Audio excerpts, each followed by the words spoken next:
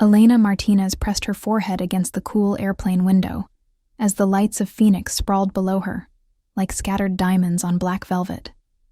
The desert city looked exactly the same as when she'd left 6 years ago, but everything felt different now. Grandma Rose wasn't waiting for her anymore with homemade tamales and stories about the old neighborhood. The rental car smelled of artificial pine and stale cigarettes as Elena drove through the familiar streets of her childhood. South Phoenix hadn't changed much. The same chain-link fences, the same murals painted on corner stores, the same adobe houses with red tile roofs that had weathered decades of desert storms. But now it all felt like a museum exhibit of her past life. She pulled into the driveway of 2847 Cactus Street at 11:30 p.m., 3 hours later than planned thanks to flight delays. The small ranch-style house looked smaller than she remembered. Its cream-colored stucco walls faded and cracked from years of intense Arizona sun. The mesquite tree in the front yard had grown taller, its branches now scraping against the power lines, something Grandma Rose had always worried about but never had the money to fix. Elena sat in the car for a moment, gripping the steering wheel as grief washed over her in fresh waves. Just 5 days ago, she'd been in her Manhattan apartment, editing a documentary about urban gentrification, when her cousin Miguel called with the news. Heart attack. Sudden. Peaceful, they said. But Elena knew there was nothing peaceful about. Dying alone while your family lived scattered across the country, too busy with their own lives to visit. The porch light flickered on, and Elena saw movement behind the living room curtains. She'd expected the house to be empty. After all, it was nearly midnight on a Tuesday. The funeral wasn't until Thursday afternoon. But as she walked up the cracked concrete pathway, carrying her overnight bag, she could hear voices inside. Multiple voices, talking in hushed but animated tones. Elena rang the doorbell, then immediately felt foolish. This had been her home for the first 18 years of her life.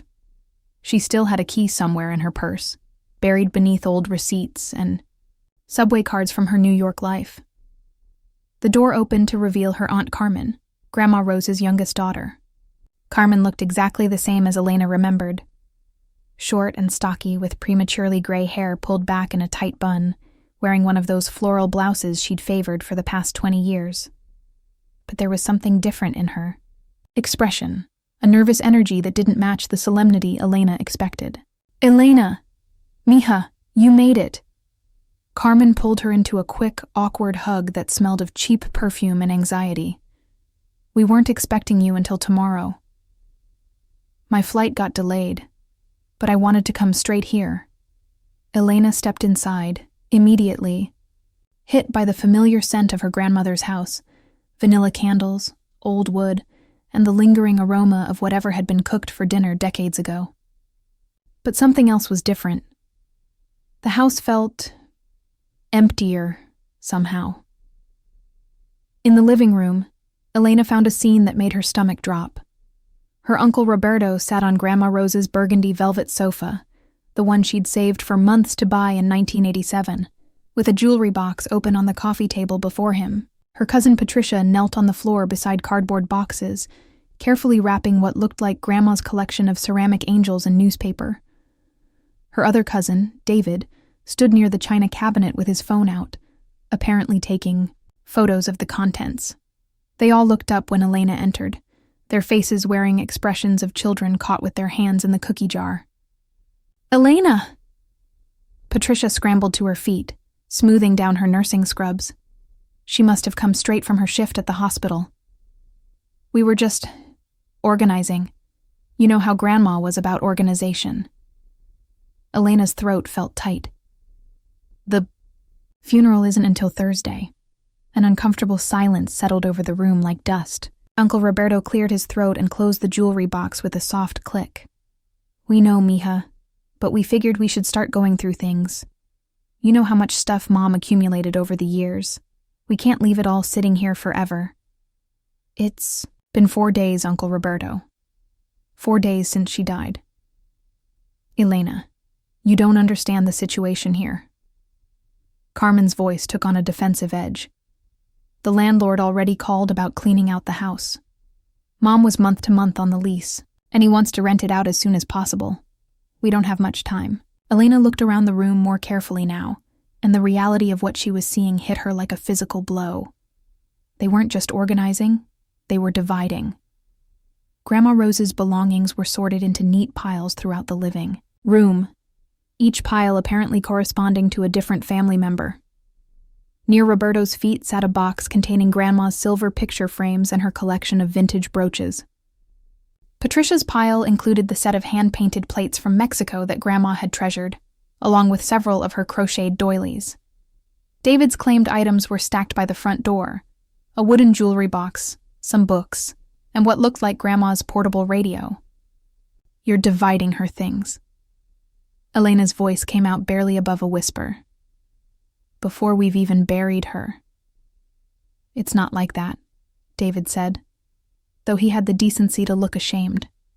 At 28, he was the youngest of Grandma Rose's grandchildren, and Elena remembered him as a sweet kid who used to help Grandma with her grocery shopping. "We're just making sure everything gets distributed fairly. You know Grandma would have wanted us to have her things." "Did she tell you that? Did she leave instructions about who should get what?" The room fell silent again. Carmen fidgeted with the sleeve of her blouse.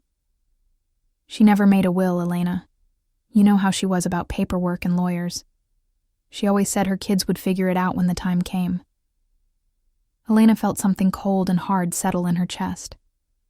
She'd been traveling for 8 hours, running on airplane coffee and grief, and now she was standing in her grandmother's living room, watching her relatives pick over the woman's possessions like vultures on roadkill. "She's not even buried yet," Elena repeated, her voice stronger now. "This is wrong." "Don't be dramatic," Patricia said, her nurse's pragmatism showing. "Someone has to take care of these things. And it's not like you're going to stay in Phoenix and deal with it. You've got your fancy New York life to get back to." The words stung because they held a grain of truth that Elena couldn't deny. She had left Phoenix, had built a life 3,000 miles away from the desert heat and family complications. But that didn't make this right.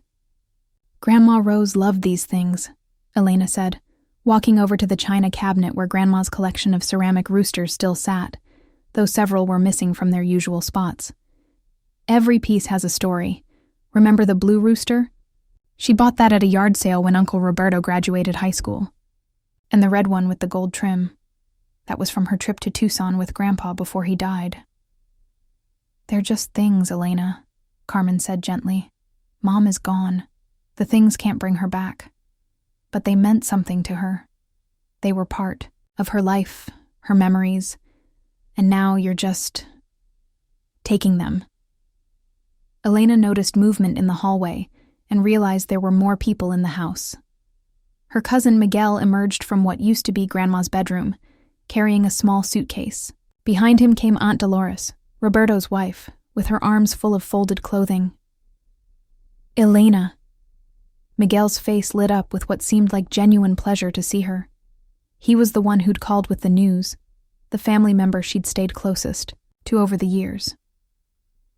"I'm glad you made it safely." "What's going on here, Miguel?" His smile faltered. "We're just taking care of things, making sure nothing gets thrown away or lost." "By dividing it up among yourselves?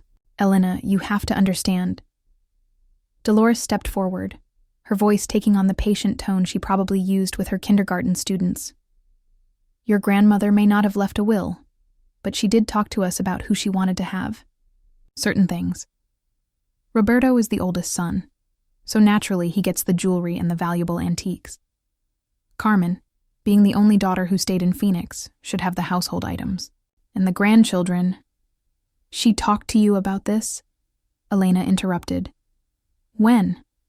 When did Grandma Rose sit down and discuss dividing up her belongings?" The adults exchanged glances. "Not formally," Roberto admitted. "But over the years she'd mentioned things. Like how she wanted Patricia to have her sewing machine because Patricia always admired it. Or how David should get her books because he's the only one who still reads." Elena felt like she was drowning in their reasonable explanations and practical justifications. Everything they said made sense on the surface, but something fundamental felt wrong about the whole scene.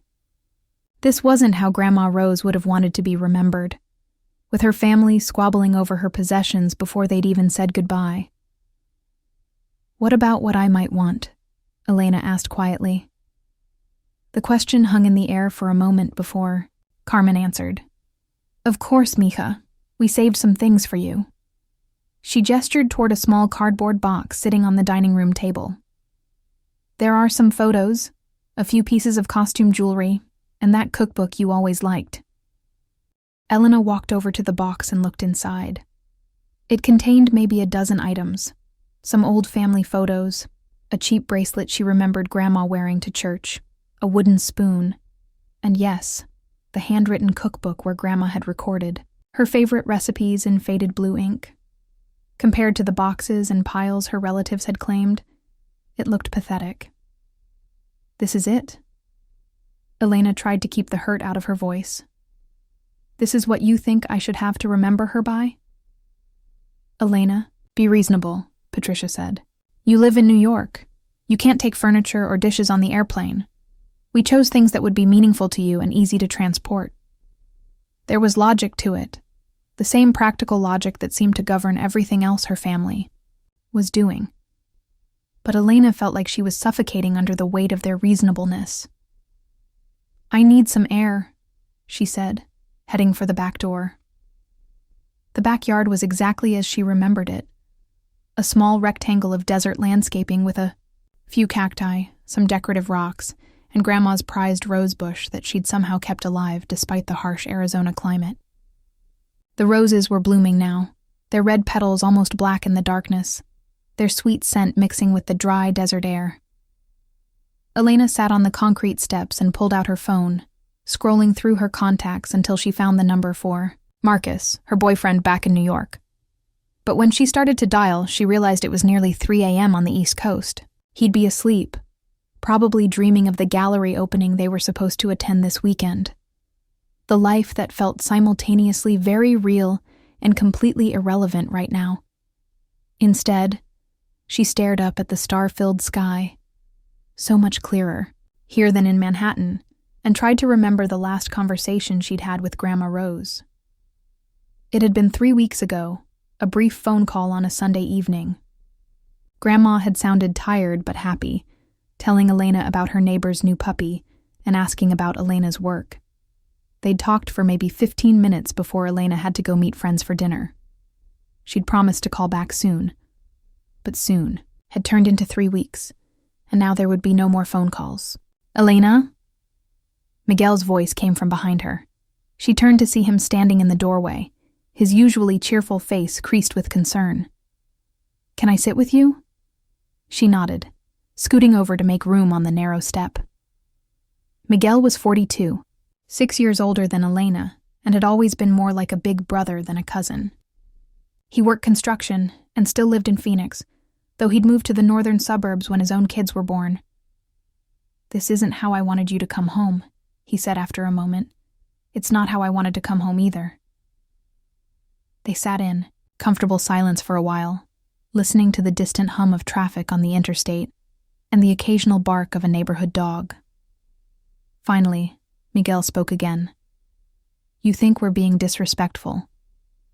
It wasn't a question, and Elena appreciated that he wasn't trying to defend or explain. "I think Grandma Rose deserved better than this." "You're probably right." Miguel rubbed his hands together, calloused from years of construction work. "But Elena, you don't know how hard it's been for everyone since Grandpa died. The family has been struggling. Patricia's been working double shifts at the hospital to pay for her kids' school clothes. David lost his job at the warehouse last month. Roberto's been helping support Aunt Carmen since her diabetes got worse and she had to quit working." Elena felt a stab of guilt. She'd known her family faced financial struggles, but she'd been insulated from the day-to-day reality of their lives, sending the occasional check for birthdays and Christmas, but otherwise focused on her own career and relationships. "That doesn't make this right," she said, though with less conviction than before. No, it doesn't, Miguel agreed. But it makes it understandable. Grandma's jewelry might not be worth much to a collector, but it could help Patricia buy her daughter new shoes. Those antique dishes might fetch enough at a pawn shop to help David make his rent while he looks for work. Elena hadn't thought about it that way. To her, Grandma's belongings were priceless family heirlooms, but to her relatives still struggling in Phoenix, they might represent practical solutions to immediate problems. "I just wish we could have talked about it," she said. "I wish we could have made decisions together, as a family." "When was the last time this family made a decision together about anything?" Miguel asked with a sad smile. "We can barely agree on where to have Christmas dinner." He was right, and Elena knew it. The Martinez family had been fractured for years, held together mainly by Grandma Rose's gravitational pull. With her gone, Elena was beginning to see how fragile their connections really were. "Miguel, did Grandma ever talk to you about what she wanted? About her things, I mean?" He was quiet for so long that Elena thought he might not answer. When he finally spoke, his voice was careful, measured. "She talked about a lot of things over the years. Some of it might have been just thinking out loud, you know? Sometimes old people say things without really meaning them as instructions." "What kind of things?" Miguel stood up and brushed off his jeans. "It's late, Elena. You've had a long day, and we've got the viewing tomorrow night, then the funeral Thursday. Why don't we just focus on getting through the next few days, and then we can worry about everything else?" But as Elena watched him disappear back into the house, she couldn't shake the feeling that there was something he wasn't telling her, something about Grandma Rose's final wishes that the family either didn't know or didn't want to acknowledge. Back inside, the living room had been mostly cleared of the sorted belongings, though she could see boxes stacked in the hallway and hear the murmur of voices from the kitchen. Elena retrieved her small suitcase and headed for her old bedroom, the one she'd shared with Patricia during high school until Patricia got married and moved out. The room looked exactly the same. Twin beds with matching pink bedspreads, a dresser, topped with photos of long-ago school dances and graduation ceremonies, and the small desk where Elena had written her college application essays. Being here felt like stepping back in time, except now she was 34 instead of 18, and the future that had seemed so bright and limitless back then had been replaced by the complicated reality of adult life. Elena lay awake for a long time that night, staring at the ceiling and listening to the sounds of her family cleaning out Grandma Rose's house in the middle of the night. She thought about the documentary she'd been working on in New York, about families being displaced by rising rents and urban development. The irony wasn't lost on her that she'd been documenting other people's forced relocations while her own grandmother was being erased from her home just as efficiently, just as finally. Somewhere around 3 a.m., the voices in the house finally quieted, and Elena drifted into an uneasy sleep, filled with dreams of empty rooms and missing photographs. Elena woke to the smell of coffee and chorizo, drifting from the kitchen, momentarily forgetting where she was until she saw the familiar water stain on the ceiling above her bed. Sunlight streamed through the thin curtains, painting everything in shades of gold and amber that reminded her why she'd loved Arizona mornings as a child. She checked her phone, 8:47 a.m. She'd slept later than intended, probably exhausted from the combination of travel and emotional stress. There were 3 missed calls from Marcus in New York and a text asking if she was okay. She'd deal with that later.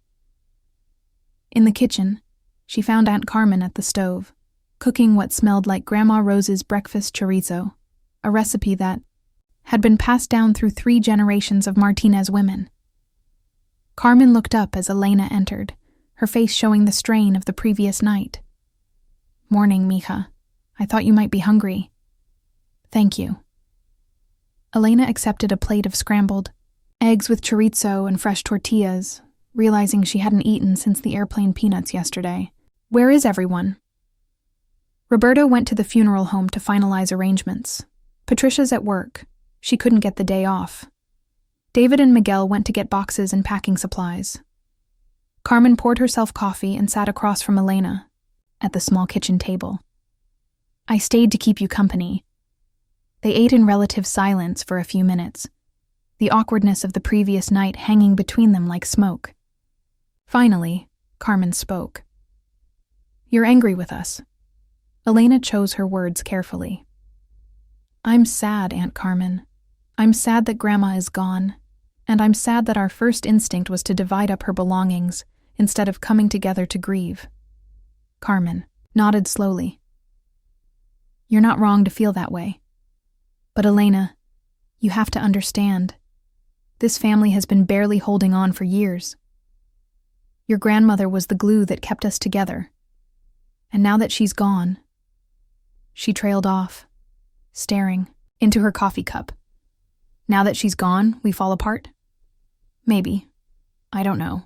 Carmen looked older than her 58 years, the lines around her eyes deeper than Elena remembered. Roberto and I, we've been taking care of Mom for the past 5 years since her arthritis got so bad. Taking her to doctor appointments, helping with groceries, making sure she took her medications. It's been expensive and exhausting, and we never asked for help because we knew everyone else had their own problems. Elena felt another stab of guilt. She'd sent money occasionally, but she'd never offered to come home and help with the day-to-day care her grandmother needed. I didn't know it was that bad. Of course you didn't. Mom made us promise not to worry you with it. She was so proud of your success in New York, always bragging to her friends about her granddaughter, the filmmaker. Carmen's smile was sad but genuine. She kept every newspaper clipping about your work, you know.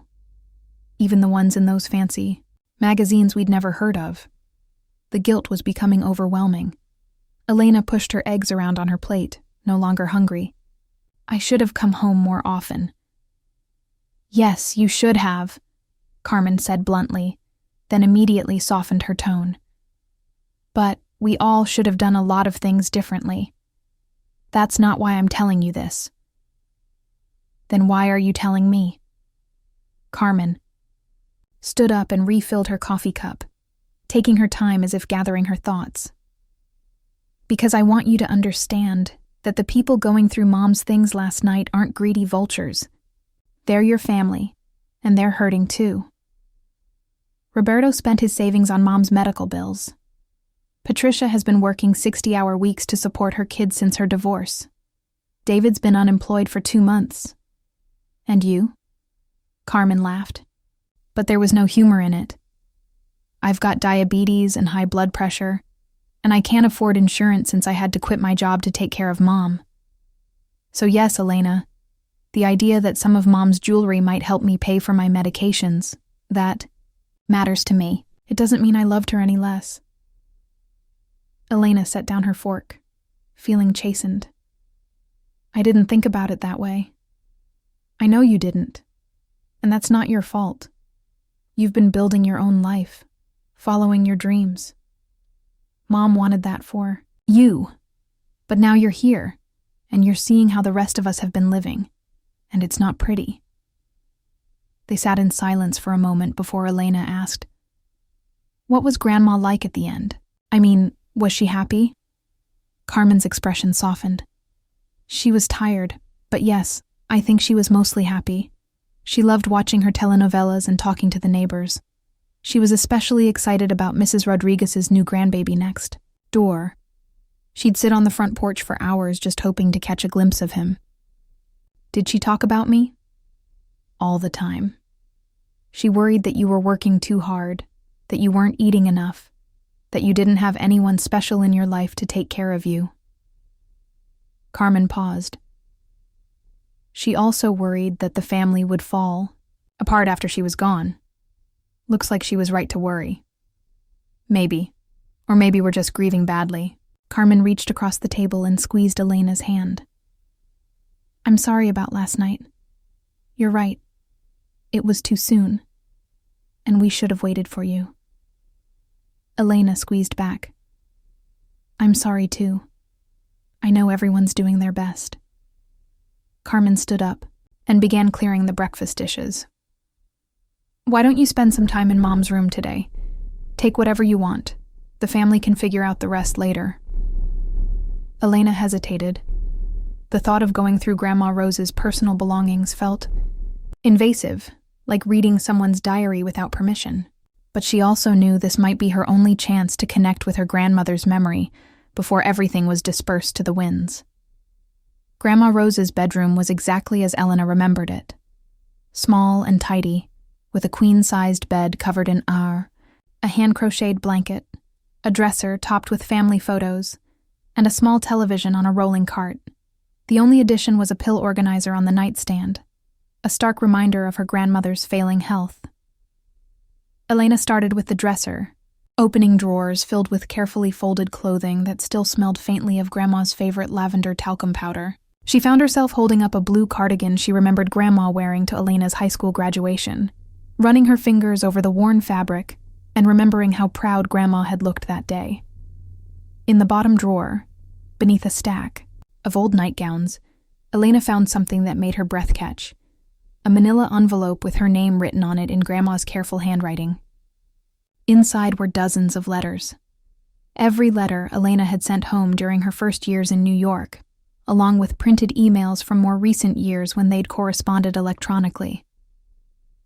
Elena sat on the bed and read through them, amazed by how young and eager she'd sounded in those early letters.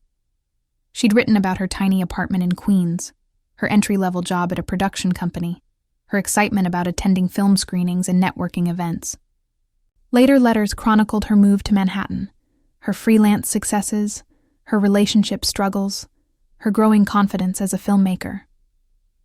What struck her most was how carefully Grandma had preserved everything. Not just the letters, but movie, ticket stubs Elena had included, photos she'd sent, even a pressed flower from Central Park that Elena had forgotten mailing years ago. It was a complete archive of their long-distance relationship, proof that despite the physical distance, Grandma Rose had remained intimately connected to Elena's life. At the bottom of the envelope was something Elena didn't remember sending, a small key attached to a piece of string. She turned it over in her palm, trying to remember what it might open, but came up empty. Finding anything interesting? Elena looked up to see Miguel standing in the doorway, his arms full of empty boxes. Just some old letters. She held up the key. Do you know what this opens? Miguel squinted at it. Looks like it might be for a safety deposit box, but Grandma never mentioned having one. Maybe it's for a jewelry box or something. Maybe. Elena slipped the key into her pocket. Miguel, can I ask you something? Sure. Last night, you said Grandma talked about what she wanted done with her things. What exactly did she say? Miguel set down the boxes and sat in the small chair by the window, looking uncomfortable. Elena, I don't think this is the right time. When will be the right time? After everything's been divided up and distributed? After the funeral? He sighed and rubbed his face. She said a lot of things over the years. Sometimes when she was taking her pain medication, she'd get a little scattered. It's hard to know what she really meant, and what was just the medicine talking. Just tell me what she said. Miguel was quiet for a long moment, staring out the window at the mesquite tree in the front yard. About 6 months ago, she asked me to take her to see a lawyer downtown. She said she wanted to make sure her affairs were in order. Elena felt her pulse quicken. She made a will? I don't know. She went in alone, told me to wait in the car. When she came out, she seemed, I don't know, relieved maybe? She said she'd taken care of some important business, but she didn't give me any details. Did she say anything else? Give you any papers to hold? No, nothing like that. But Elena... Miguel hesitated. A few weeks later, she mentioned something about her sewing room. She said there were things in there that were important. Things the family would need to know about. Elena's heart began to race. Grandma Rose's sewing room was actually a converted sun porch at the back of the house, where she kept her sewing machine and craft supplies. Elena had spent countless hours there as a child, watching Grandma mend clothes and create beautiful embroidered pillowcases. "Did anyone check the sewing room last night?" Miguel shook his head. Roberto said it was just old fabric and sewing supplies. He figured we'd deal with it later, maybe donate the stuff to Goodwill. Elena was already standing, heading for the back of the house. The sewing room was accessed through a door off the kitchen, and she was surprised to find it locked. Something she didn't remember from childhood. "Do you have the key?" she asked Carmen, who was washing dishes at the sink. "What key? That door hasn't been locked in years." But it was locked now, and Elena had a suspicion about what might open it. She pulled the small key from her pocket and tried it in the lock. It fit perfectly. The sewing room was exactly as Elena remembered it. A narrow space filled with natural light from windows on 3 sides, containing Grandma's ancient Singer sewing machine, several tall cabinets filled with fabric and supplies, and a cutting table covered with measuring tools and pincushions. But there was something new. A small filing cabinet tucked into the corner, something that definitely hadn't been there during Elena's childhood visits. The cabinet had 2 drawers, both locked, and Elena suspected she knew what might open them. The key worked on the filing cabinet too. The top drawer contained what looked like financial records, bank statements, insurance papers, medical bills. But the bottom drawer made Elena's breath catch. It contained a thick manila folder labeled "Last Will and Testament" in Grandma Rose's careful handwriting. Elena's hands shook as she opened the folder. Inside was a professionally typed document, dated 6 months ago and notarized by a law office downtown. She scanned the first few pages quickly, her heart pounding, then sat down hard in Grandma's sewing chair as the contents sank in. Rosa Elena Martinez, being of sound mind and body, do hereby declare this to be my last will and testament. The will was detailed and specific, nothing like the casual conversations about who should get what that her family had described. Grandma Rose had left her house and the bulk of her savings to be divided equally among her 3 children, Roberto, Carmen, and Miguel's mother, who had died 2 years earlier, with Miguel inheriting her share. But it was the section about personal belongings that made Elena's hands tremble.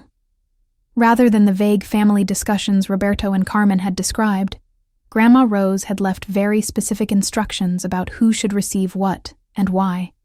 To my granddaughter Elena, who inherited my love of beauty and storytelling.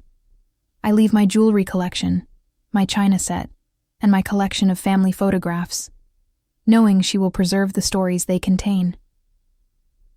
To my granddaughter Patricia, who has always admired my sewing skills, I leave my sewing machine, fabric collection, and all handmade items, hoping she will continue the tradition of creating beautiful things with her own hands. To my grandson David, who shares my love of reading and learning, I leave my book collection and my hope that he will pursue his education and follow his dreams. The list went on, covering nearly every item of value in the house, each bequest accompanied by a personal note explaining the reasoning behind it. It was clear that Grandma Rose had thought carefully about each decision, considering not just the monetary value of items, but their emotional significance and how they connected to each family member's interests and needs. But it was the final paragraph that took Elena's breath away. I am deeply concerned that my family will not honor these wishes if they are left to their own devices. Therefore, I am naming my granddaughter Elena Martinez as the executor of this will, trusting that she will ensure my final wishes are respected, even if doing so creates temporary conflict within the family. Elena has always been the most objective of my grandchildren, and I believe she has the strength to do what is right, even when it is difficult. Elena read the paragraph 3 times, each reading making her feel more overwhelmed. Grandma Rose had not only left a detailed will, she had specifically chosen Elena to enforce it, knowing it would put her in direct conflict with the rest of the family. She flipped to the back of the document and found contact information for the lawyer who had prepared it, James Rodriguez, attorney at law with an office downtown. There was also a handwritten note from Grandma Rose, apparently added after the will was signed. Elena. If you are reading this, it means I am gone, and the family is probably fighting over my things. I'm sorry to put this burden on you, but I trust you to do what's right. The lawyer has instructions to contact you if needed. I love you all, and I hope you can forgive me for being so specific about these things. I just wanted to make sure everyone gets what would mean the most to them. Grandma Rose Elena sat in the sewing room for a long time, holding the will and trying to process what it meant. Her family had spent the previous night dividing up Grandma's belongings based on assumptions and casual conversations, completely unaware that their grandmother had left detailed instructions that contradicted almost everything they'd decided. According to the will, the jewelry collection that Roberto had claimed should go to Elena, not him. The china set that Patricia had taken belonged to Elena as well. Even the books that David had assumed were his had been specifically bequeathed to him, but with the condition that he use them to further his education, something that might require him to return them if he didn't follow through. More importantly, Elena now legally had the authority to enforce these wishes, even if it meant overturning everything her family had already decided. The question was, what was she going to do about it? She could hear voices in the kitchen. Miguel and David had returned with packing supplies, and it sounded like they were planning to continue boxing up Grandma's belongings. In a few hours, she would need to leave for the viewing at the funeral home, where the family would gather to receive visitors and share memories of Grandma Rose. Elena folded the will carefully and put it back in the filing cabinet, locking both, the cabinet and the sewing room door behind her. She needed time to think, and she needed to talk to the lawyer before making any decisions about what to do next. But as she walked back through the house, seeing the boxes and empty spaces where Grandma's treasures had been just 24 hours earlier, Elena felt a growing certainty that she couldn't stay silent. Grandma Rose had trusted her with this responsibility, and despite the family conflict it would create, Elena knew she had to honor that trust. The only question was how to break the news to her family without tearing them apart completely. Elena spent the afternoon driving around Phoenix, trying to clear her head and decide how to handle the bombshell discovery of Grandma Rose's will. She found herself in the old neighborhood where she'd grown up, past the elementary school she'd attended, the corner store where she'd bought candy with quarters earned by helping Grandma with chores, the park where family barbecues had been, held on summer Sundays when the extended family still gathered regularly. Everything looked smaller and more worn down than she remembered, but the desert mountains in the distance remained unchanged, constant and reassuring against the endless blue sky. She pulled into the parking lot of the community center where she'd taken dance classes as a child and sat in the air conditioning, trying to organize her thoughts. The logical part of her brain said she should call the lawyer immediately, get legal advice about how to proceed as executor of the will. But the emotional part of her, the part that remembered growing up in this tight-knit family, dreaded the confrontation that would inevitably follow. Her relatives weren't bad people. They were struggling people who had convinced themselves they were doing the right thing based on incomplete information. Her phone buzzed with a text from Patricia. "Hope you're doing okay. See you at the viewing tonight. Love you." Elena stared at the message, feeling the weight of what she knew. In a few hours, she would be standing next to these people at Grandma's casket, receiving condolences from friends and neighbors, presenting a united front of family grief. And sometime soon after that, she was going to have to tell them that almost everything they'd taken from the house rightfully belonged to someone else. At 4:30, Elena called the lawyer's office from the community center parking lot. James Rodriguez had a warm, professional voice that reminded her of her high school guidance counselor, someone used to delivering difficult news with compassion. "Ms. Martinez, I've been expecting your call," he said when she identified herself. "Your grandmother asked me to reach out to you if anything happened to her, but I wanted to give the family a few days to grieve before getting involved. So you know about the will?" "I prepared it, yes. And I have to say, your grandmother was very specific about her concerns regarding how her estate would be handled. She was quite worried that her wishes wouldn't be respected without proper legal oversight." Elena felt a chill despite the desert heat. She knew this would happen. She knew they would start dividing things up immediately. She suspected it might. She'd observed some tensions within the family over the years regarding financial matters. She wanted to make sure her final wishes were clear and legally binding. Rodriguez paused. I understand this puts you in a difficult position. That's an understatement. My family has already divided up most of her belongings based on what they thought she would have wanted. Now I have to tell them they were wrong about almost everything. I'm afraid that's exactly what you'll need to do. As executor, you have both the legal authority and the legal obligation to ensure the will is followed. The good news is that most of the bequests seem thoughtful and reasonable. Your grandmother clearly put a lot of consideration into who should receive what. Elena rubbed her temples, feeling a headache building. What happens if they refuse to return the items? What if they've already sold things or given them away? Then we'll have to pursue legal remedies, which nobody wants. But in my experience, most families prefer to work things out privately once they understand the legal reality of the situation. Rodriguez's voice was gentle but firm. Ms. Martinez, I realize this is overwhelming, but your grandmother chose you as executor because she trusted your judgment and your integrity. She believed you would do the right thing, even if it was difficult. After ending the call, Elena sat in her rental car for another hour, watching children play on the community center playground and trying to imagine how the conversation with her family would go. There was no scenario she could envision that didn't end in hurt feelings, accusations, and possibly permanent damage to family relationships. By 6 p.m., she was back at Grandma's house, getting ready for the viewing. She'd chosen a simple black dress she'd packed, appropriate for the solemnity of the occasion but also practical for the desert heat. As she applied makeup in the bathroom mirror, she could hear her family members arriving, car doors slamming, voices calling greetings, the sound of people trying to present a united front despite the underlying tensions.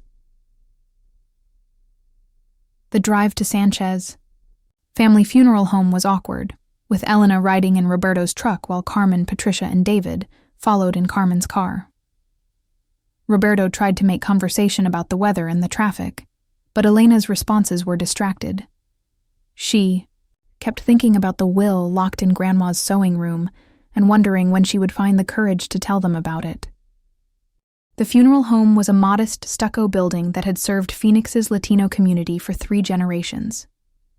Elena had been there before, for her grandfather's funeral 12 years earlier, and the familiar smell of flowers and furniture polish brought back a wave of memories from that earlier loss. Grandma Rose looked peaceful in her casket, wearing the blue dress she'd worn to Patricia's wedding 5 years earlier. Her hands were folded over a rosary, and someone had arranged her silver hair exactly the way she'd always worn it to church. For a moment, Elena forgot about wills and family drama and just felt the pure grief of losing someone she'd loved deeply. Viewing lasted 3 hours, with a steady stream of neighbors, church friends, and family acquaintances coming to pay their respects. Elena was touched by how many people remembered her grandmother fondly. Former students from the elementary school where she'd worked as a teacher's aide, neighbors whose children she'd watched over the years, women from her church who spoke of her kindness and generosity. Your grandmother was a special lady, said Mrs. Rodriguez, the neighbor with the new grandbaby. She was always there when someone needed help, always ready to listen or offer advice. The neighborhood won't be the same without her. Elena stood with her family receiving condolences, and she was struck by how normal they all seemed, how united they appeared to the outside world. Roberto looked dignified in his dark suit, speaking graciously to visitors about his mother's life and legacy. Carmen and Patricia flanked the casket, accepting hugs and kind words with appropriate gratitude. David, despite his youth, handled the guest book and directed people to the memorial display with mature responsibility. To the outside world, they looked like a family handling grief with grace and solidarity. Only Elena knew about the fault lines running beneath the surface, waiting to crack open when she revealed what she'd discovered. As the evening wound down and the last visitors departed, the family gathered in a small side room to discuss the next day's funeral arrangements. Father Martinez from St. Augustine's would conduct the service, followed by burial at Desert Lawn Cemetery, where Grandpa was already laid to rest. Roberto had arranged for a luncheon afterward at the parish hall, where extended family and friends could share memories and comfort each other. Mom would have been happy with how many people came tonight, Carmen said, dabbing at her eyes with a tissue. She always worried that she hadn't made enough of an impact on the world. Are you kidding? Patricia laughed through her tears. Half the neighborhood was here. She touched so many lives. Elena knew this was her moment. They were all together. Emotions were high but manageable, and they would need to address the practical matters of settling Grandma's estate sooner rather than later. But as she looked around at their faces, tired but peaceful, united in their shared grief, she couldn't bring herself to shatter the moment. We should probably talk about finishing. Up at the house, she said instead, testing the waters. I know there's still a lot to sort through. Most of the important stuff is taken care of, Roberto said. We can donate the clothes and household items to charity. The furniture might be worth selling. The dining room set is solid wood, probably. Worth a few $100s. What about paperwork? Did Grandma have important documents we need to look through? Miguel gave her a sharp look, and Elena wondered if he suspected something. I didn't see anything significant, he said carefully. Bank statements, medical bills, that sort of thing. Nothing that would change how we handle the estate. Elena felt her heart pounding, but she pressed on. Did anyone check the sewing room thoroughly? She spent a lot of time there in her last few years. Just craft supplies and old fabric, David said dismissively. Mom never kept important papers in. There. Actually, Elena said, trying to keep her voice steady. I found something today that I think you all need to see. The room fell silent. Carmen looked up from her tissues, and Roberto's expression grew wary. What kind of something? Patricia asked. Elena took a deep breath. Grandma Rose left a will. A real one, prepared by a lawyer and properly notarized. It's very detailed about how she wanted her belongings distributed. The silence stretched on so long that Elena could hear the air conditioning humming in the walls. Finally, Roberto spoke, his voice carefully controlled. That's impossible. Mom never mentioned making a will. She always said she trusted us to figure things out fairly. She made it 6 months ago. Miguel drove her to the lawyer's office downtown. All eyes turned to Miguel, who looked like he wanted to disappear into the floor. She asked me not to say anything, he said quietly. She said she'd tell everyone, when she was ready. And you didn't think to mention this yesterday when we were going through her things? Carmen's voice was rising, and Elena could see the first cracks appearing in the family unity. I didn't know what was in it, Miguel said defensively. She never told me what she decided. I thought maybe she'd changed her mind, decided not to go through with it. Elena pulled out her phone and showed them the photo she'd taken of the will's first page. She didn't change her mind, and she named me as executor. Roberto snatched the phone and stared at the image, his face growing dark. This is ridiculous. Why would she make you executor? You haven't lived here in 6 years. You don't know anything about her day-to-day life or her real wishes. Apparently she thought I'd be objective, Elena said, immediately regretting the words when she saw how they landed. Objective? Patricia's voice was sharp with hurt. What's that supposed to mean? That the rest of us are too biased to be trusted? That's not what I meant. No, I think that's exactly what you meant. Roberto stood up, his composure finally cracking. You come home after 6 years of barely staying in touch, and suddenly you're the responsible one? The one who gets to decide what happens to our mother's things. Elena felt panic rising in her chest. This was going exactly as badly as she'd feared. I didn't ask for this responsibility. I'm just telling you what Grandma Rose decided. Convenient that you're the one who found this supposed will. David said quietly, but his words cut deep. Convenient that it puts you in charge and gives you the most valuable items. The accusation hung in the air like poison gas. Elena felt as if she'd been slapped. Are you suggesting I made this up? I'm not suggesting anything, David said, though his tone suggested otherwise. I'm just saying it's interesting timing. That's enough, Miguel said firmly, standing up. Elena wouldn't lie about something like this. And I can confirm that Mom did go to a lawyer 6 months ago. I was there. You were in the car, Roberto snapped. You don't know what she actually did in that office. Elena pulled out her phone again and showed them the lawyer's contact information. Call him yourself. James Rodriguez at Rodriguez and Associates. He's expecting to hear from the family. Carmen took the phone and stared at the number, her expression unreadable. What does the will say exactly? About who gets what? Elena had been dreading this question, but there was no avoiding it now. It's very specific, much more detailed than the casual conversations you all described. She left instructions about almost everything in the house, such as? Roberto's voice was dangerously quiet. Elena took another deep breath.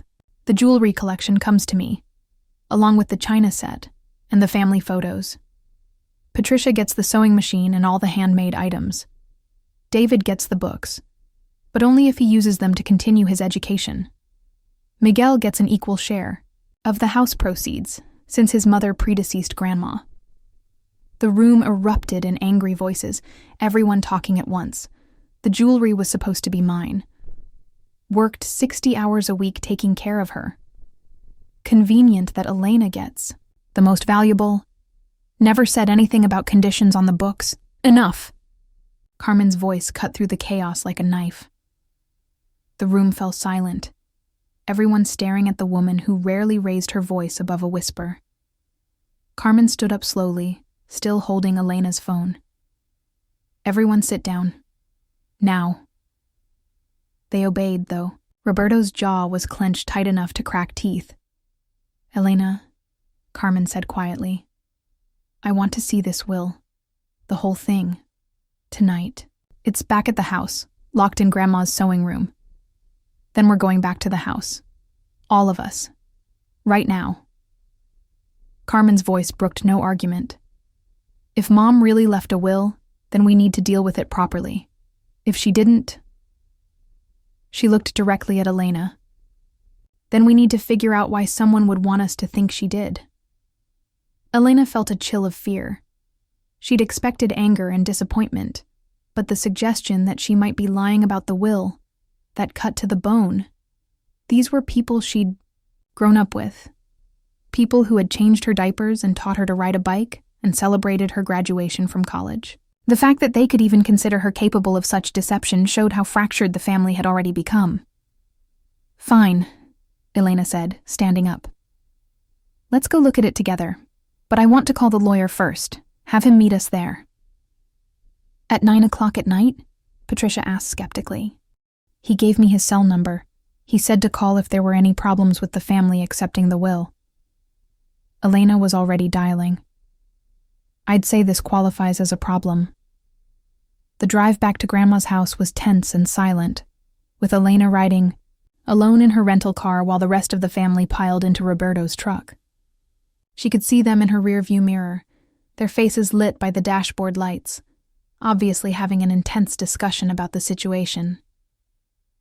James Rodriguez arrived at the house 20 minutes later, a distinguished-looking man in his 60s, with kind eyes and a briefcase that suggested he was used to handling family crises. Elena met him at the front door and quickly explained the situation. Unfortunately, this is not uncommon, he said sadly. Families often make assumptions about what their loved ones wanted, especially when there's been no formal estate planning. Your grandmother was wise to put her wishes in writing. Elena led the group to the sewing room, unlocked the door, and retrieved the will from the filing cabinet. Rodriguez examined it carefully, nodding as he read through the pages. This is definitely authentic, he confirmed. I remember preparing it quite clearly. Mrs. Martinez was very specific about her wishes, and very concerned about potential family conflicts. Roberto took the will from Rodriguez and read through it slowly, his expression growing more troubled with each page. When he finished, he handed it to Carmen without a word. Carmen read it silently, then passed it to Patricia, who shared it with David and Miguel. Elena watched their faces as they absorbed the reality of Grandma Rose's final wishes that contradicted almost everything they'd assumed about their inheritance.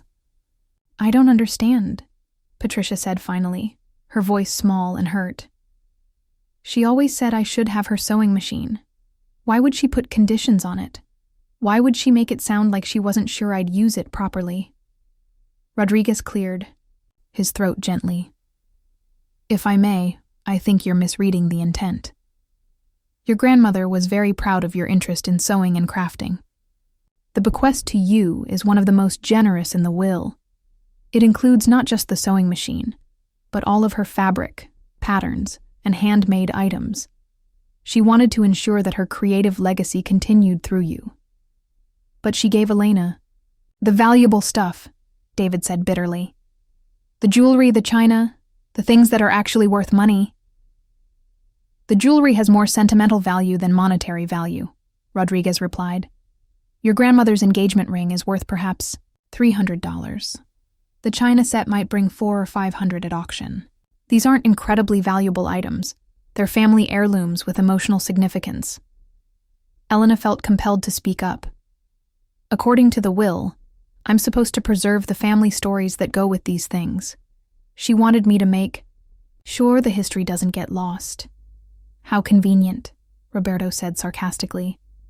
"The granddaughter who moved across the country gets to preserve the family history." "Roberto," Carmen said sharply. "Enough." Rodriguez looked around the room, taking in the family dynamics with the practiced eye of someone who'd mediated many estate disputes. "If I may make a suggestion, perhaps you should take some time to process this information before making any decisions about how to proceed. The will is legally binding, but there are always ways for families to work together to find solutions that honor both the letter and the spirit of someone's final wishes." "What kind of solutions?" Miguel asked. "Well, for example, if certain items have already been distributed, the will allows for reasonable arrangements to be made as long as the intended beneficiaries agree. The goal is to honor Mrs. Martinez's wishes, not to punish anyone for acting in good faith based on incomplete information." Elena saw a glimmer of hope in the lawyer's words. "So we could work out compromises? Trade items or share things in ways that respect what Grandma wanted?" "Absolutely. The will is quite specific, but it's also clear that your grandmother's primary concern was keeping the family together. I don't think she'd want her final wishes to tear you apart." Carmen looked up from where she'd been staring at the will. "There's something else," she said quietly. "Something I haven't told any of you." The room fell silent again. Everyone's attention focused on Carmen. 3 weeks before Mom died, she asked me to come over to help her organize some paperwork. While I was here, she made a comment about how she hoped the family would stay close after she was gone. She said she'd tried to think of a way to make sure everyone got what would mean the most to them, not just what was worth the most money. Carmen's voice grew softer. "I thought she was just rambling, you know. Old people sometimes talk about death and inheritance. But now," she gestured at the will, "I think she was trying to tell me something without actually telling me." Elena felt tears prick at her eyes. She was worried about us. She knew we might fight. And she was right to worry, Roberto said heavily. He looked older than his 53 years, the stress of the evening showing in the lines around his eyes. "Look at us. Mom's been dead for 5 days, and we're already at each other's throats over her belongings. So what do we do now?" Patricia asked. Rodriguez closed his briefcase and stood up. "I'd suggest you take the weekend to think about this. The funeral is tomorrow, which should be your focus. After that, you can decide how you want to handle the estate. As executor, Elena has the legal authority to enforce the will, but she also has the discretion to work with the family on reasonable modifications, if everyone agrees. After the lawyer left, the family sat in Grandma's living room, the same room where they'd been sorting through her belongings just 24 hours earlier. But now everything felt different, weighted with the knowledge of what Grandma Rose had actually wanted. "I need to ask everyone something," Elena said finally. "And I need honest answers. The items you took yesterday, do you still have them? Or have any of them been sold or given away?" Roberto looked uncomfortable. "I took some of the jewelry to have it appraised. The jeweler is holding it until I decide whether to sell it or keep it." "The dishes are still at my house," Patricia said quietly. "I was planning to use them for Thanksgiving dinner next month." "The books are in my car," David admitted. "I was going to take them to my apartment tomorrow after the funeral." Elena felt a wave of relief. "So everything can still be redistributed?" "According to the will? Technically, yes," Carmen said. "But Elena, you have to understand, some of us were counting on the income from selling those items. Roberto wasn't lying about Mom's medical bills, and Patricia really is struggling financially." Elena had been thinking about this during this long, tense evening. What if we found a way to honor Grandma's wishes while also helping with the financial pressures? The will says I should get the jewelry in China, but it doesn't say I can't sell them and share the proceeds if that's what the family needs.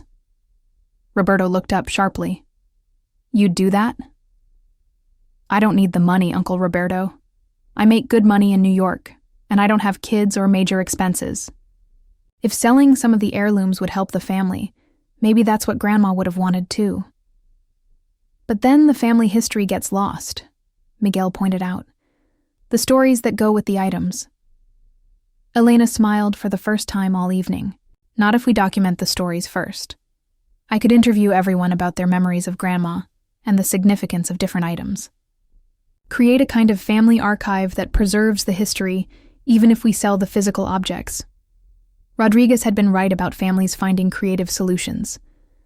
As they talked through the evening, they began to develop a plan that honored both Grandma Rose's specific wishes and the family's practical needs. Patricia would keep the sewing machine and learn to use it properly, with Elena funding a sewing class if needed. David would get the books but commit to finishing his associate's degree, with the family supporting his education. The jewelry and China would be appraised, with the most sentimental pieces kept for the family and others sold to help with medical bills and other expenses. It wasn't a perfect solution, and there were still hurt feelings to work through. But as Elena looked around at her family, exhausted, emotional, but talking to each other instead of shouting, she felt the first stirring of hope that they might emerge from this crisis stronger rather than broken. "Grandma Rose would be proud of us," Carmen said, as they prepared to leave. "We're doing what she always taught us, figuring out how to take care of each other." Elena locked the sewing room door one last time, slipping the key into her pocket. Tomorrow they would bury Grandma Rose, and after that, they would begin the work of honoring her memory in the way she'd hoped, as a family. The morning of the funeral dawned clear and bright, with the desert sky a brilliant blue that seemed almost offensive in its cheerfulness. Elena had slept better than expected, exhausted by the emotional upheaval of the previous evening, but also relieved that the family crisis seemed to be moving toward resolution rather than disaster. She arrived at St. Augustine's Catholic Church 40 minutes before the service, wanting to have some quiet time to say goodbye to Grandma Rose before the formal rituals began. The church was a modest building that had served the neighborhood for over 60 years, its stucco walls and red tile roof reflecting the southwestern architecture that defined this part of Phoenix. Inside, the morning light streamed through stained glass windows, painting rainbow patterns on the worn wooden pews, where 3 generations of the Martinez family had celebrated baptisms, confirmations, weddings, and funerals. Elena found herself thinking about the continuity of it all, how these same walls had witnessed the entire arc of Grandma Rose's life, from her wedding to Grandpa in 1963 to this final farewell.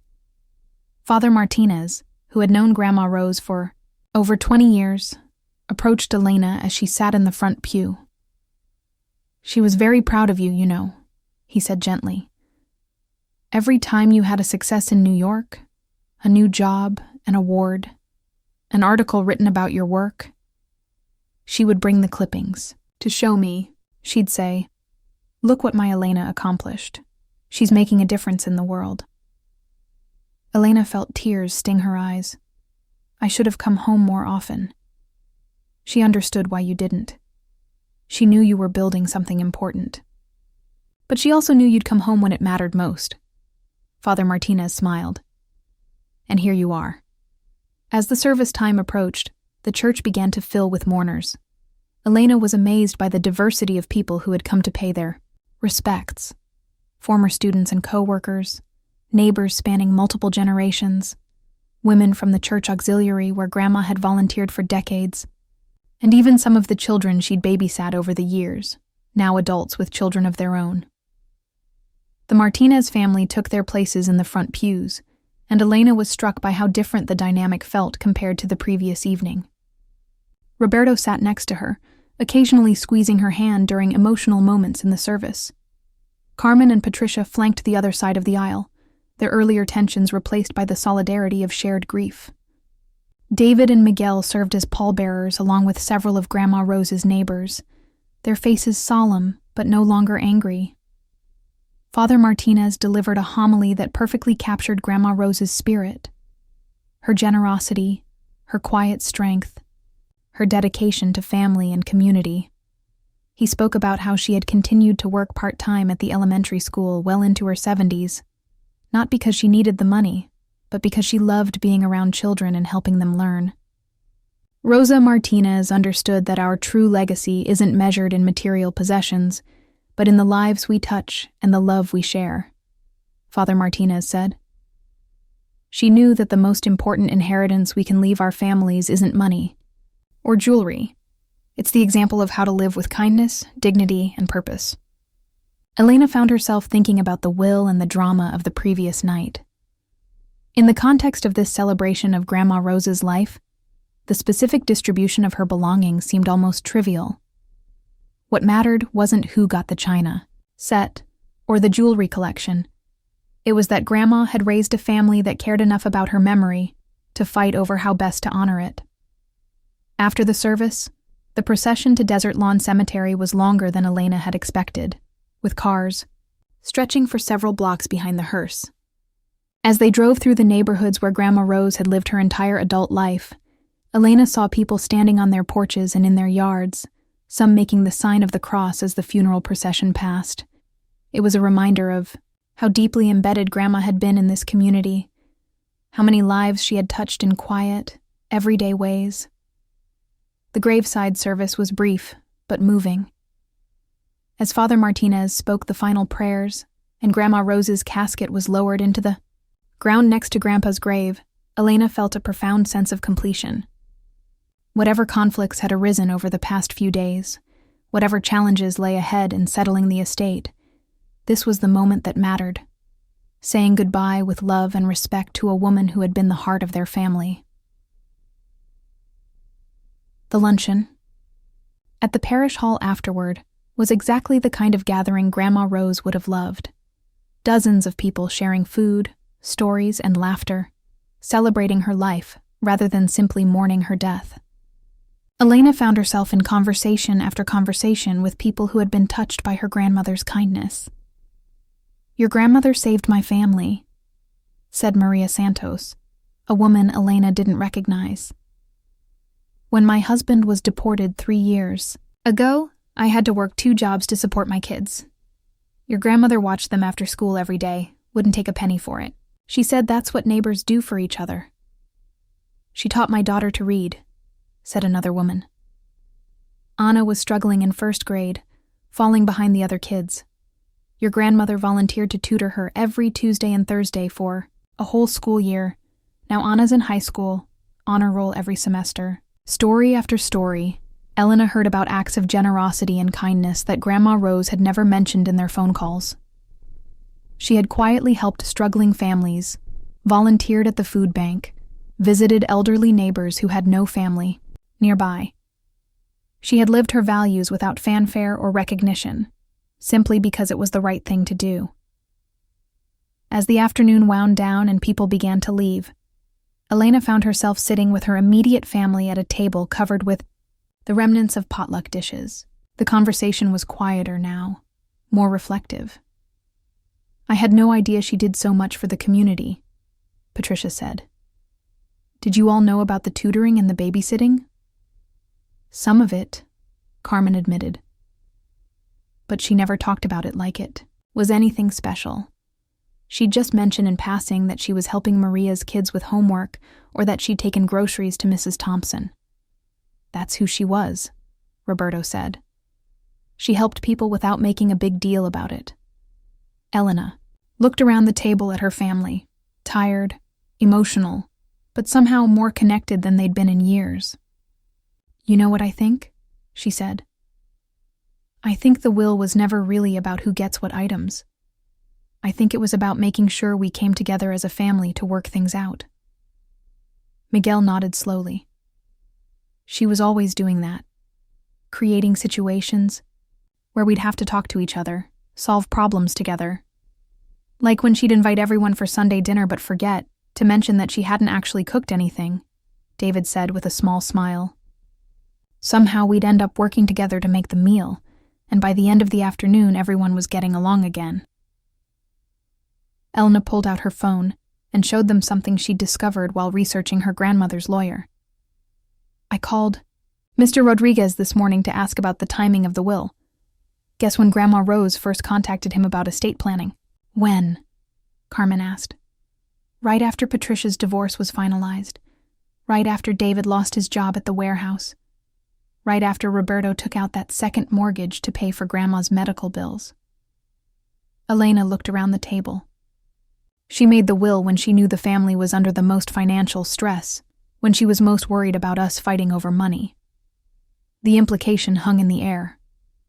Grandma Rose hadn't just been planning for the distribution of her belongings. She'd been trying to engineer a situation that would force her family to communicate, negotiate, and ultimately choose each other over material possessions. "She was still taking care of us," Patricia said softly, "even after she was gone." Elena felt a sudden certainty about what she needed to do. "I want to make a proposal," she said, "about the estate." Her family members looked at her expectantly.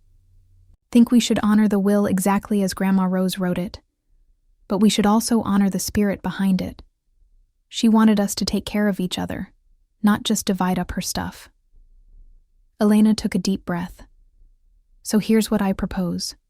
We follow the will's instructions about who gets what items, but we also create a family fund with the proceeds from anything we decide to sell. Money from that fund would be available to any family member who's facing a genuine emergency. Medical bills, job loss, educational expenses, whatever." She looked around the table. Grandma Rose spent her whole life helping people when they needed it. Maybe that's the real inheritance she wanted to leave us. Not just her belongings, but her example of how to take care of each other. Carmen was the first to speak. "That's actually a beautiful idea. But it would require all of us to agree," Roberto pointed out. "And it would mean trusting each other not to abuse it." "Do you think we can do that?" Elena asked. Miguel leaned back in his chair, considering.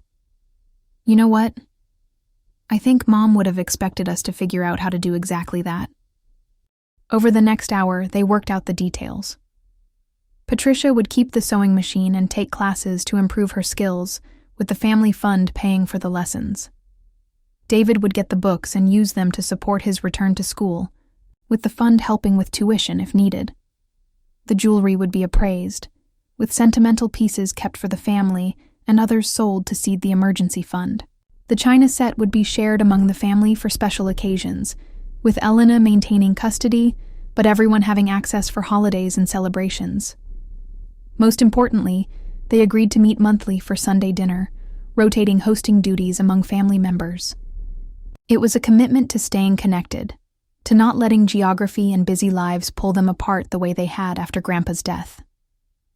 "There's one more thing," Elena said, as they prepared to leave the parish hall.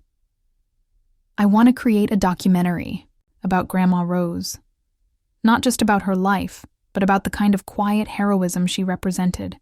People who make their communities better without seeking recognition. She looked around at her family. "I'd like to interview all of you about your memories of her.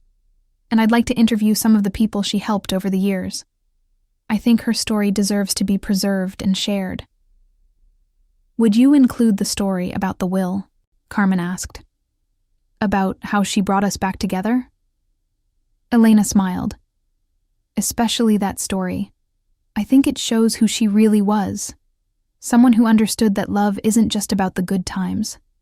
Sometimes love means creating the circumstances that force people to choose what's really important." As they walked out of the parish hall into the late afternoon desert sun, Elena felt a profound sense of peace. The past few days had been difficult and emotionally exhausting, but they had also been transformative. She'd come home expecting to attend a funeral and found herself rediscovering her family. Her phone buzzed with a text from Marcus in New York. "How are you holding up? When are you coming home?" Elena looked at the message, then at her family members saying goodbye in the parking lot. Roberto helping Carmen into his truck, Patricia and David making plans to have coffee later in the week, Miguel loading leftover food into his car to take to elderly neighbors who hadn't been able to attend the luncheon. She typed back, "I'm okay. Flying back Sunday as planned, but I think I'll be coming home to Phoenix more often now." Home.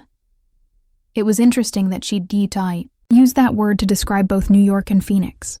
Maybe home wasn't just one place. Maybe it was wherever the people you loved were trying to take care of each other. As Elena drove back to Grandma Rose's house for her final night there, she thought about the documentary she wanted to make. She'd spent her career telling stories about social justice and urban issues, important topics that needed attention. But maybe it was time to tell a different kind of story. One about the quiet heroes who hold communities together. One person and one act of kindness at a time. Grandma Rose's house felt different that evening. Peaceful in a way it hadn't since Elena's arrival. The boxes were gone, either returned to their original locations or redistributed according to the will's instructions. The rooms looked lived in rather than ransacked, honored rather than abandoned. Elena spent her final evening there sitting in Grandma's chair, going through the photo albums that were now officially hers to preserve. Each picture told a story. Family gatherings, birthday parties, graduations, holidays. But what struck her most were the candid shots scattered throughout. Grandma Rose helping a neighbor's child with homework, serving food at a church function, holding a baby during a baptism celebration. In every photo, Grandma looked like herself, not posed or performing, but simply present, engaged, caring. It was a visual record of a life lived with purpose and intention, even in the smallest moments. Elena's phone rang, and she was surprised to see Patricia's name on the screen. "I hope I'm not calling too late," Patricia said. "I just wanted to tell you something." "Of course. What's on your mind?" "I was going through some of Mom's sewing supplies tonight, the stuff that came to me according to the will, and I found something." Patricia's voice was excited. "There's a quilt she was working on, Elena. It's almost finished and it's beautiful. She was making it for the church silent auction to raise money for the food bank." Elena felt tears welling up. She was still helping people, even when she was sick. "That's not the best part," Patricia continued. "I found her notes about the design. She was making it to represent our family, different fabric patterns for different family members, but all stitched together into one unified design. And Elena? She wrote your name next to a piece of fabric from New York. She'd been planning this quilt for months, incorporating something that represented your life there." Elena wiped away tears, overwhelmed by this final evidence of her grandmother's thoughtfulness. Even when I was thousands of miles away, she was still including me. "I want to finish it," Patricia said with determination. "The quilt, I mean. I want to learn how to do the stitching she was doing, and I want to complete it the way she planned. And then, I think we should donate it to the food bank auction, just like she intended." Patricia, that's perfect. There's more, Patricia said, her voice growing stronger. I've been thinking about what you said today, about creating a family fund and staying connected. I want to be part of that, but I also want to do something else. I want to start a community sewing circle at the church, teaching people the skills Mom had. She always said that creating beautiful things with your hands was a form of prayer. Elena felt a warmth spreading through her chest. This was what Grandma Rose had really left them. Not just possessions, but inspiration to continue her work, in their own ways. I think that's exactly what she would have wanted, Elena said. After they hung up, Elena continued looking through the photo albums until she found what she was looking for. Pictures of family sewing projects over the years. Grandma Rose teaching Patricia to embroider pillowcases when she was 10. Carmen learning to mend clothes during her teenage years. Even a photo of Elena herself, maybe 8 years old, sitting next to Grandma's sewing machine with a look of intense concentration as she learned to thread a needle. The family had always been connected by these threads of shared experience and inherited knowledge. The crisis over the will had just forced them to remember what they already knew, that their bonds were stronger than any temporary disagreements over material possessions. Elena's phone buzzed again, this time with a group text from Miguel that included all the family members. Talk to Father Martinez tonight. He wants to include Mom's story in the parish newsletter about how she helped so many families in the community. Thought you all should know that people are still talking about her impact, making me proud to be a Martinez.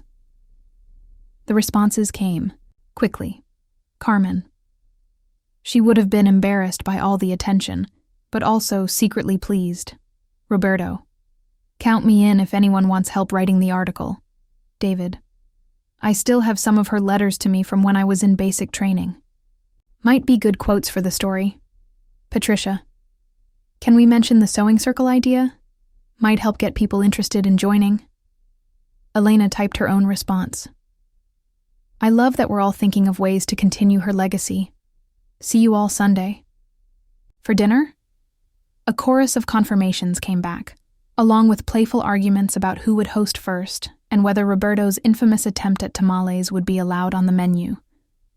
Elena closed the photo albums and walked through the house, one more time, saying goodbye to the rooms that had shaped her childhood. In the kitchen, she paused at the small table where she'd done homework while Grandma cooked dinner. In the living room, she touched the arm of the burgundy sofa where she'd watched telenovelas with Grandma on summer afternoons. In the sewing room, she stood for a moment in the space where her grandmother had spent countless hours creating beautiful things for the people she loved. Each room held memories, but they weren't sad memories anymore. They were reminders of love given freely, lessons taught patiently, and the quiet everyday moments that accumulate into a meaningful life.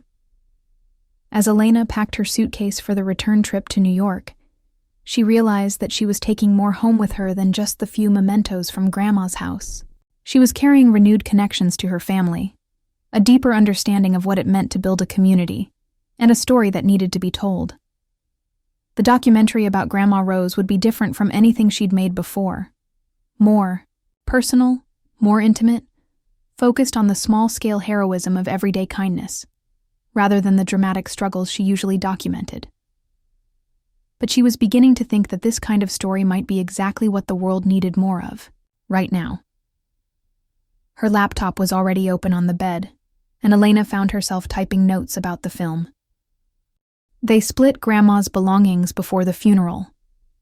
Even started, a documentary about love, loss, and the true meaning of inheritance. What does it mean to leave a legacy? Rosa Martinez, a retired teacher's aide from Phoenix, Arizona, thought she knew the answer when she secretly wrote a detailed will dividing her modest possessions among her family members. But when her death brought long, simmering family tensions to the surface, her final gift turned out to be something none of them expected, a chance to rediscover what it means to take care of each other. Elena wrote for another hour, outlining interviews she wanted to conduct, scenes she wanted to film, and themes she wanted to explore.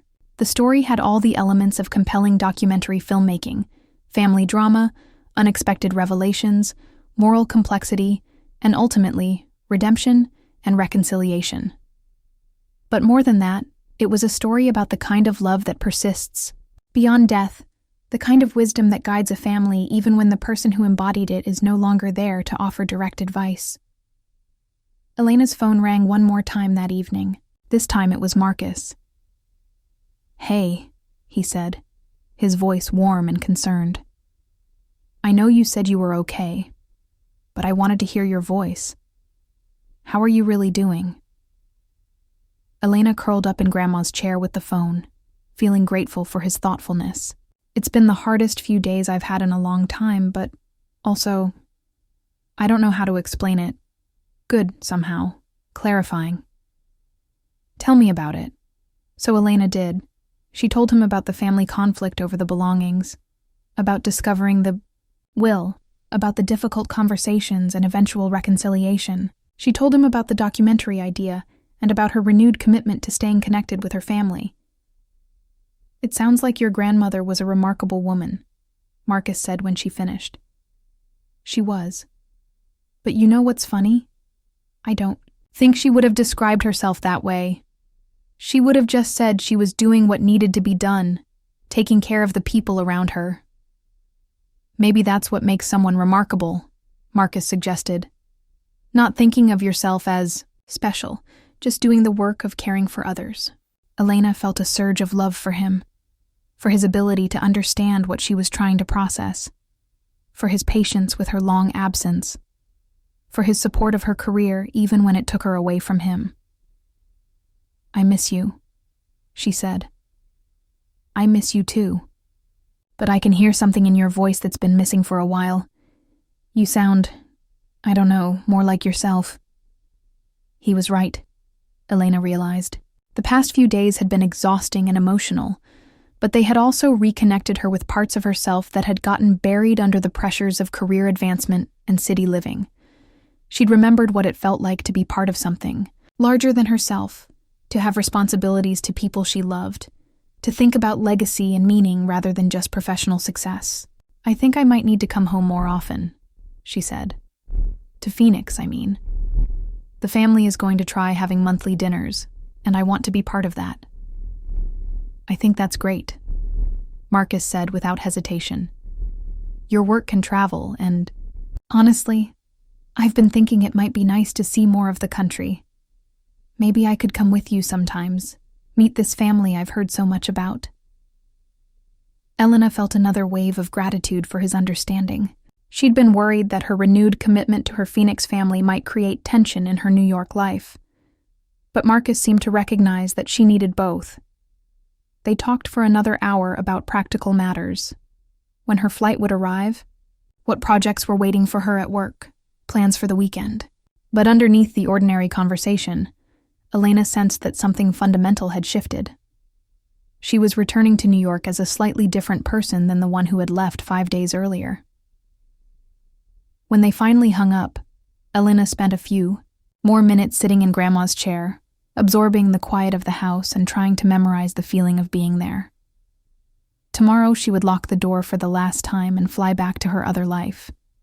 But she knew now that this wouldn't be goodbye forever. She thought about Grandma Rose's quilt, with its careful integration of different fabrics into one unified design. Maybe that was the real lesson her grandmother had been trying to teach. That a family, like a quilt, was strongest when all its different pieces were acknowledged and included, stitched together with love and intention into something that could provide warmth and comfort for generations. Elena pulled out her phone one more time and sent a final text to the family group. "Thank you all for this week, for the hard conversations, for choosing each other, for helping me remember who I am and where I come from. Grandma Rose would be proud of us. Love you all." The responses came quickly, full of heart emojis and expressions of love and promises to stay in touch. Elena smiled as she read them, feeling the threads of connection that would keep them bound together across distance and time. She closed her laptop, turned off the lights, and settled into bed for her last night in the house, where she'd learned what it meant to be part of a family. Outside, The desert wind rustled through the mesquite tree, and Elena fell asleep to the familiar sound, carrying with her the certainty that she was taking the best parts of home with her wherever she went. The next morning dawned clear and bright, another perfect Phoenix day. Elena finished packing and took one final walk through the house, checking to make sure she hadn't forgotten anything important. In the sewing room, she paused to look at the filing cabinet where she'd discovered the will that had changed everything. On impulse, she opened the cabinet one more time and found something she'd missed before, a small envelope with her name on it, tucked behind the will documents. Inside was a brief handwritten note from Grandma Rose. "Elena, if you're reading this, it means you found the will, and the family probably had some difficult conversations. I'm sorry to put you in the middle of that, but I knew you had the strength to help everyone work things out. You've always been my peacemaker, even when you were little. Remember that taking care of family isn't always easy, but it's always worth it. Keep us all connected, mija. That's the most important job of all. Con amor, Grandma Rose." Elena folded the note carefully and put it in her purse next to her boarding pass. It would serve as a reminder of the promise she'd made to her grandmother, and to herself, to be the thread that helped keep the family quilt intact, no matter how far apart the individual pieces might be scattered. As she drove away from 2847 Cactus Street for what might be the last time, Elena didn't look back. She was carrying everything that mattered with her: the memories, the lessons, the renewed connections, and the story that she would soon share with the world. The true inheritance her grandmother had left wasn't jewelry or china, or even money. It was the understanding that love persists beyond death, that families can choose to heal their wounds and strengthen their bonds, and that the most important legacy anyone can leave is the example of how to care for others with generosity, patience, and grace. Elena Martinez was flying back to New York, but she was also carrying Phoenix home with her. And that, she realized, was exactly what Grandma Rose had intended all along.